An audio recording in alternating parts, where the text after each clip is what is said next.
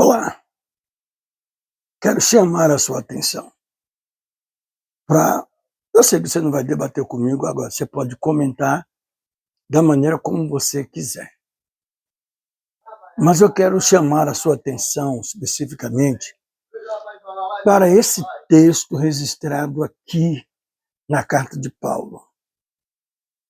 Paulo escreve essa carta do capítulo 4 de Efésios, e nessa carta ele é muito direto para com os crentes da época.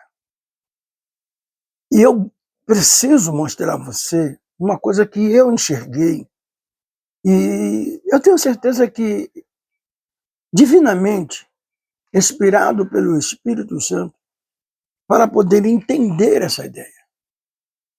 Talvez você não saiba, mas eu sempre mantive um padrão ético daquilo que eu conheci no Evangelho. Você não sabe de nada. Também não é inocente você. Mas observe bem essa expressão de Paulo, e mediante alguns textos citados, a gente vai fazer um confronto, talvez com a sua atitude. Eu sei que a política que eu estou dizendo é aquele que concorda com você e aquele que não concorda com você. Não estou querendo falar da política que nós temos hoje nos parlamentos, eu quero falar entre nós mesmos.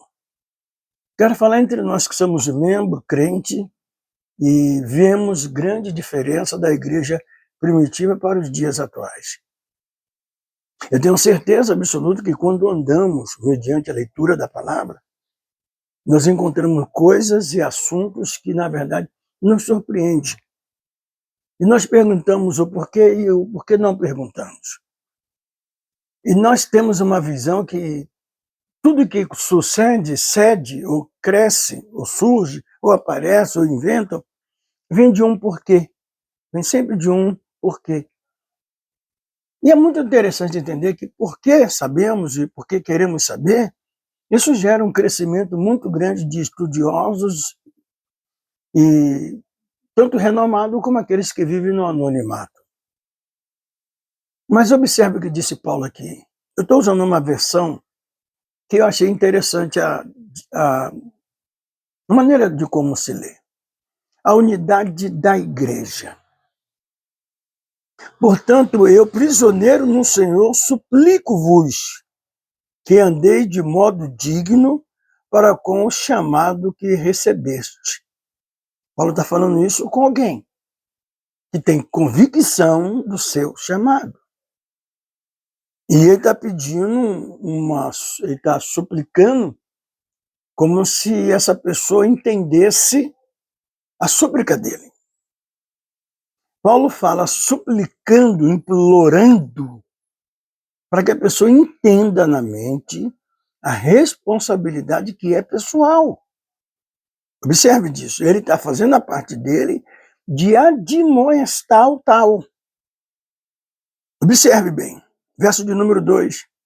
Eu estou na carta de Paulo, essa no capítulo de número 4, eu estou lendo o versículo de número 2 agora. Com toda humildade e mansidão, com paciência, suportando-vos uns aos outros em amor, procurando guardar cuidadosamente a unidade do Espírito no vínculo,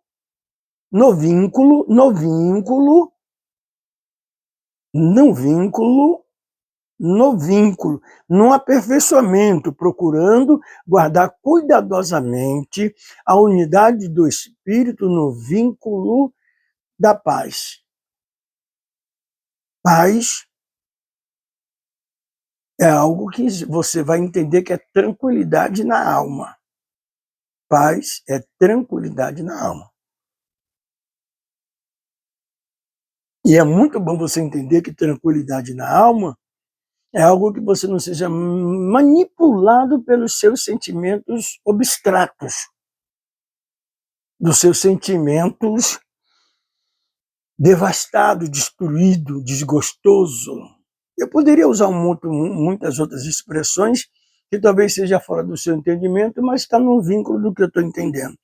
Verso de número 4, ele diz assim: Há um só corpo, um só espírito, da mesma forma que a esperança para a qual foste chamado em um só.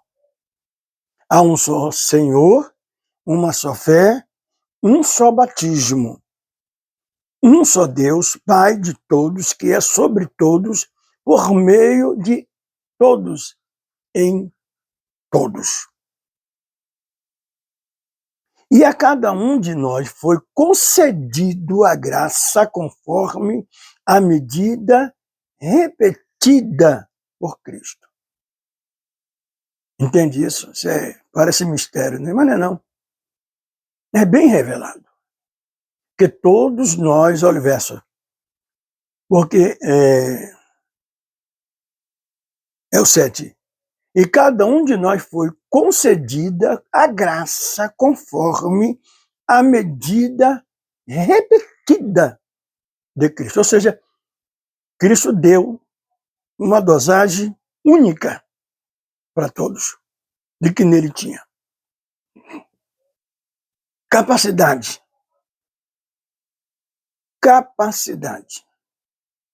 Condições para fazermos o que temos que fazer na hora que for necessário a fazer.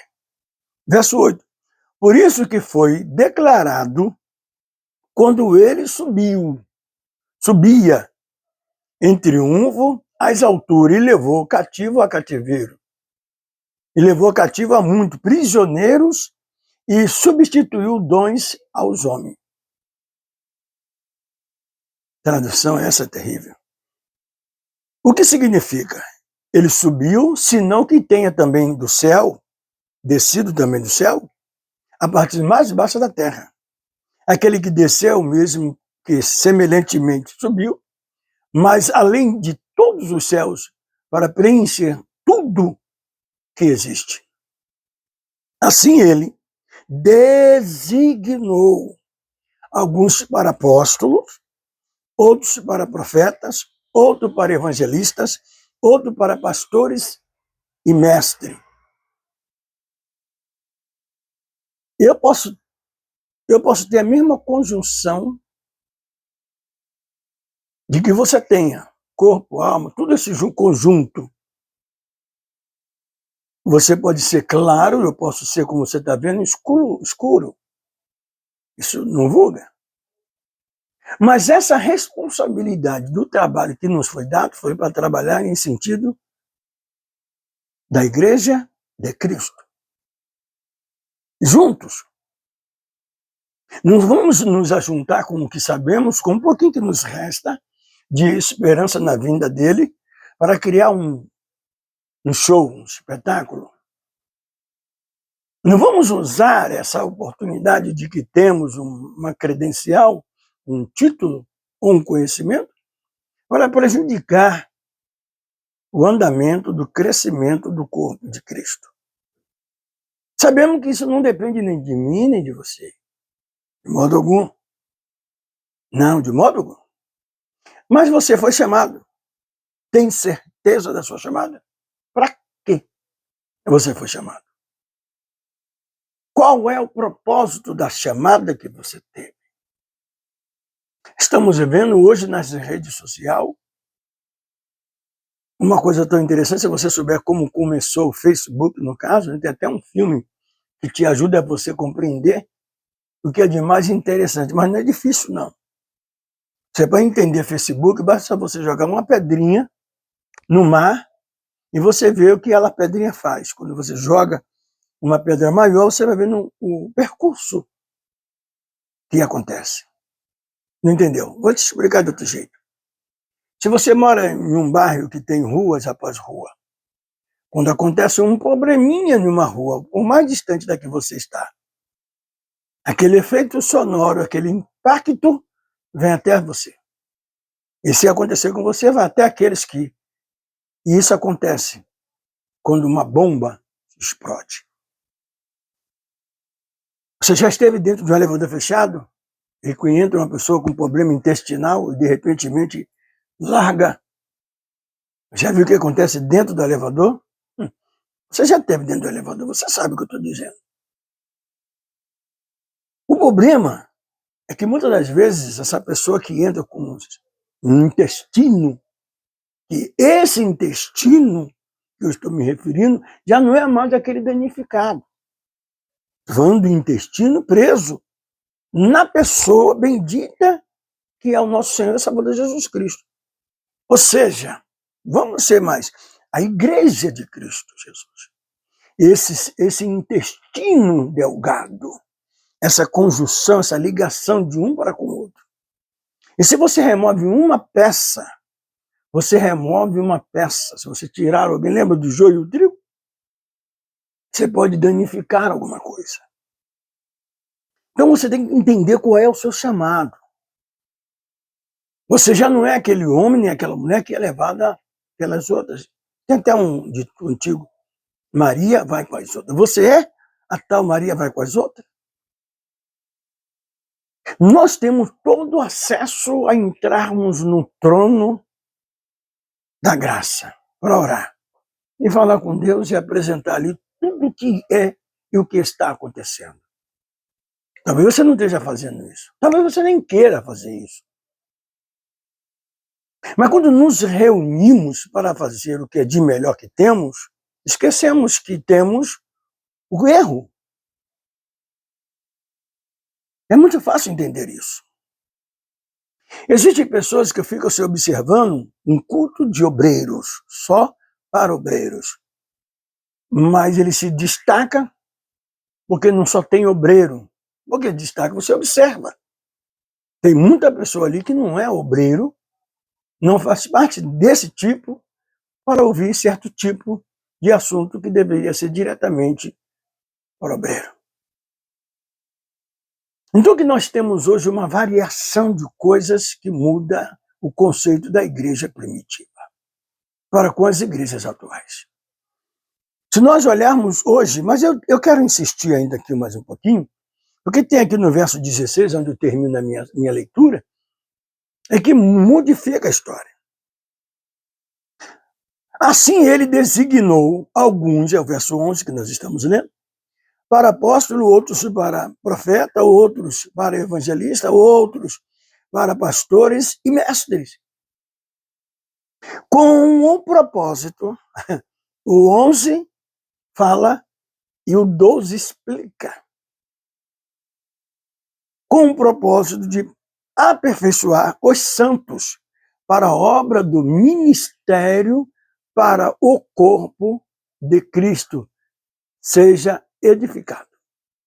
O ministério aqui é o intestino. É toda a área movimentada no interior, a ligação de um corpo de membros, corpo de obreiro. Falando sério aqui.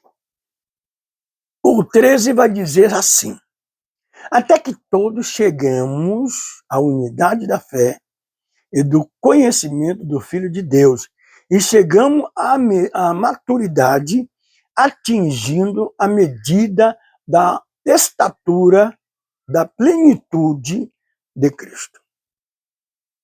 Tem irmão porque promete e ele não cumpre, eu me aborreço com ele. Porque eu já estou numa guerra, que ele é um camarada, deixa eu usar uma expressão aqui entre nós. Só nós que estamos ouvindo. Só nós que estamos nesse espaço residido aqui. Que ele é pilantra. Um cara sem palavra, um cara sem moral, um cara sem respeito nenhum, não honra a calça que usa, nem a cueca que lava. Quem lava é a esposa. Você está entendendo? Não é que a esposa não tem que lavar, isso é um problema particular entre os dois. Eu, quando vou tomar banho, quero lavar minha própria cueca. Mas minha roupa, quem lava é minha esposa. Mas, você está me entendendo alguma coisa? Então, a responsabilidade por ser pessoal é de caráter pessoal. Qual é o seu propósito na obra de Deus? Se você analisar, preste atenção.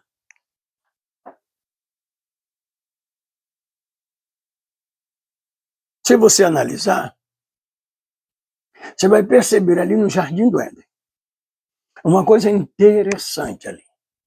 Toda vez que eu me sacudo, eu vou naquele lugar ali para poder analisar coisas, um conteúdo. A serpente era o animal mais inteligente que tinha da época. Mais sagaz, mais astuto, como algumas traduções.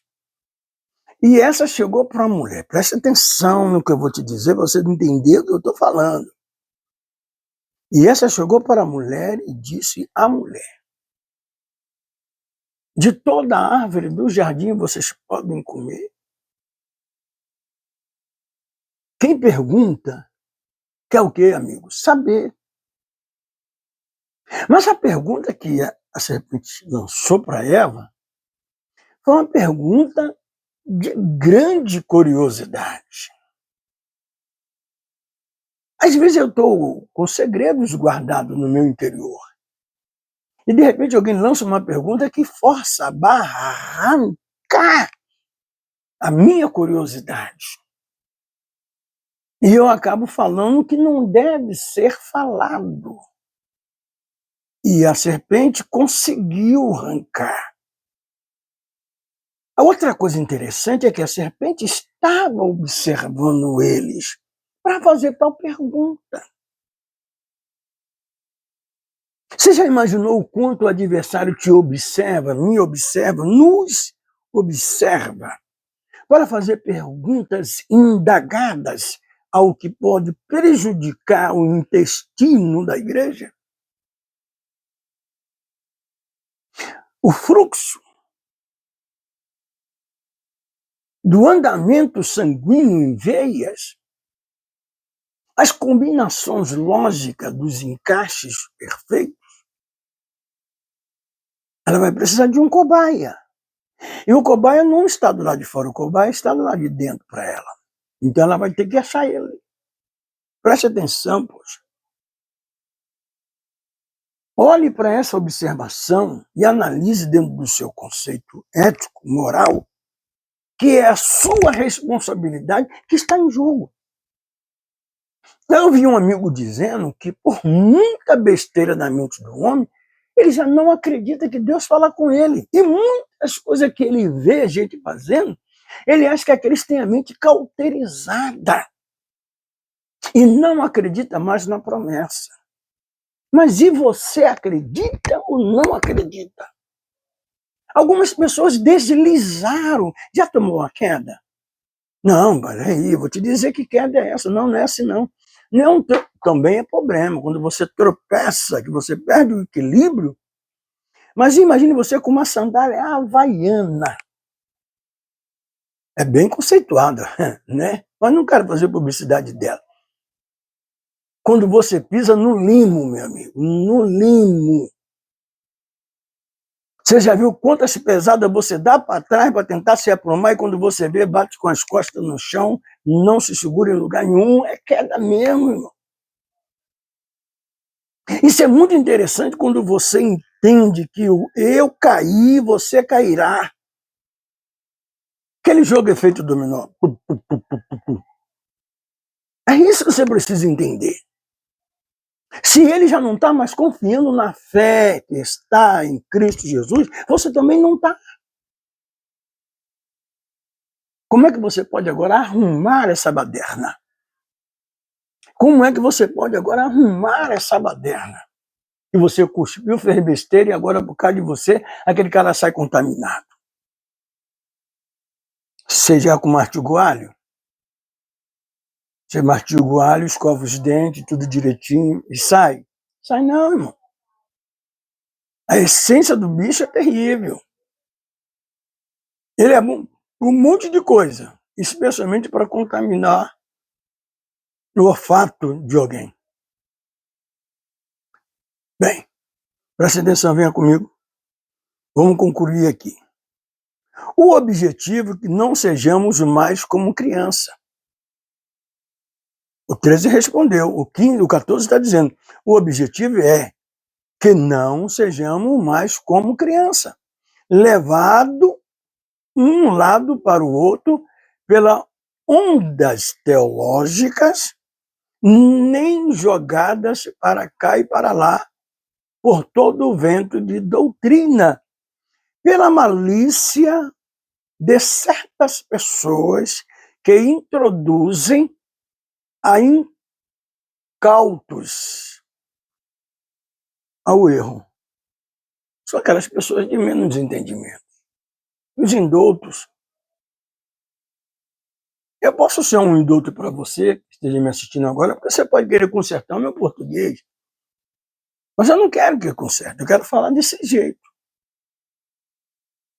Quando Paulo ele ia conversar com o sábio, ele era sábio, se fazia de sábio. Mas com os tolos ele se fazia de tolo. Mas tinha tolo que ele nem com eles conversava. Porque Paulo também entende isso.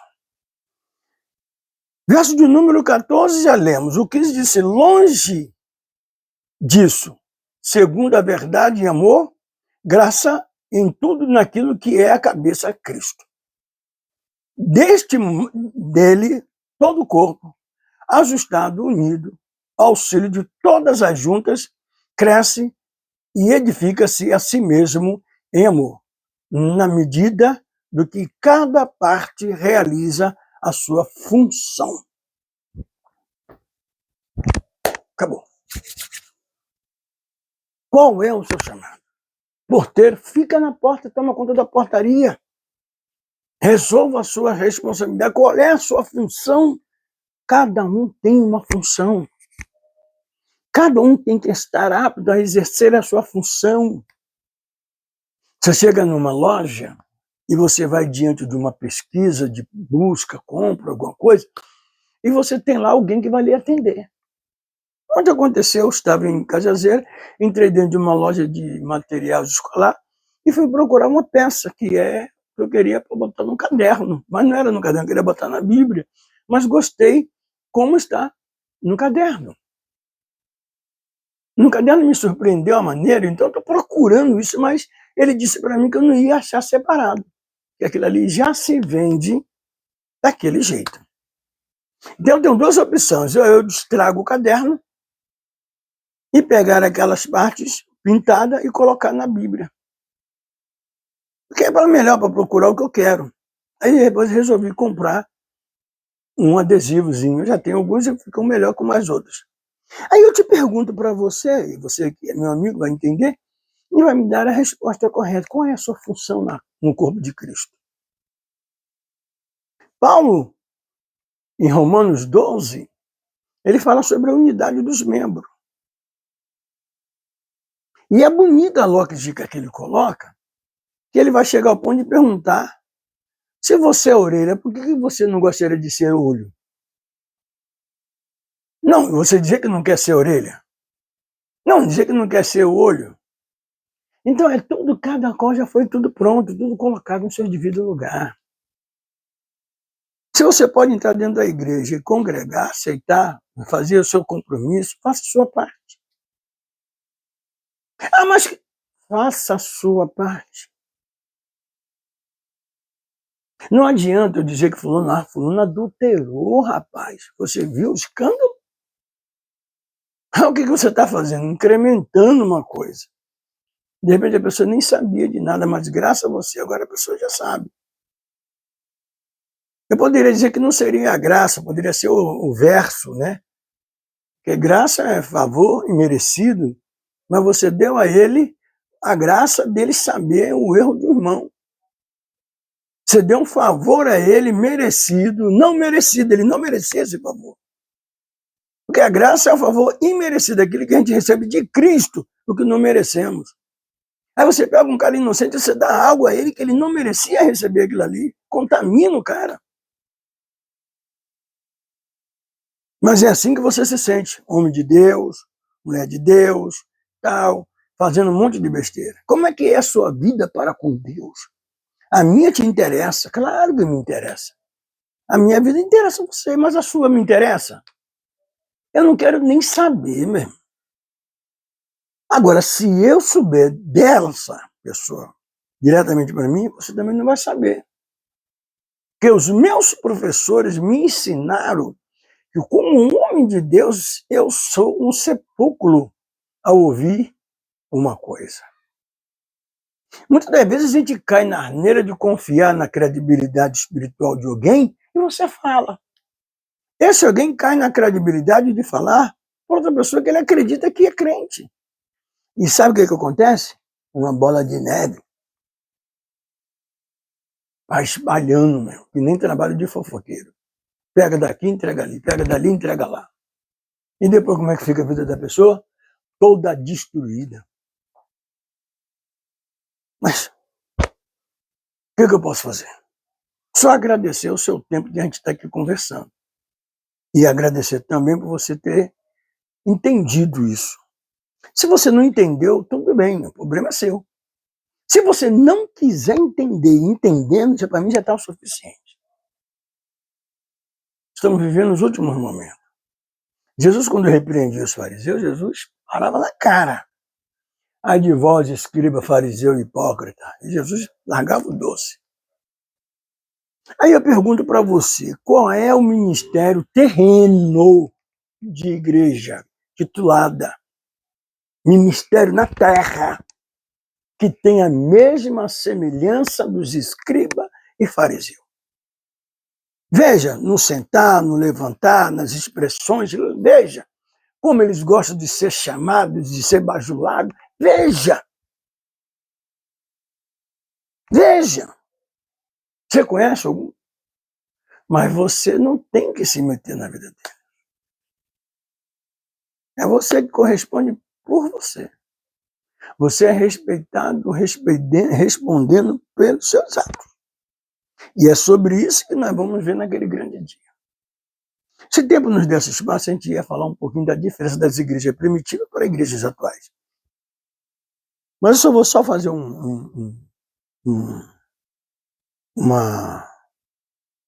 uma coisa interessante aqui, que vai ser solução prática. Combater com grupos pequenos semanais, priorizando transparência e acúmulo tânia. Deixa esse negócio, deixa esse negócio. Vamos esquecer isso. Não, esquece isso. Mas o que você pretende? Eu vou mostrar isso aqui, porque isso aqui não pode ficar sem te mostrar. Aqui.